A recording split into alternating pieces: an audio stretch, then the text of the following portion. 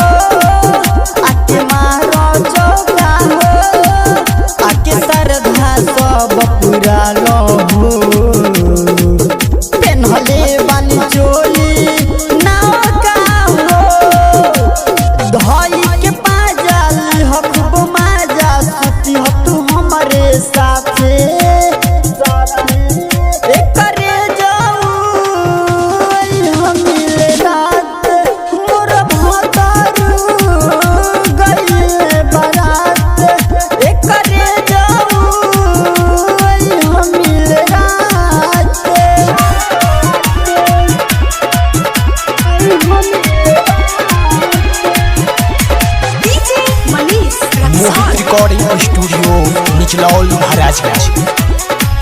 सुन कमल से अकेला हो, सब खेली हो तू खेला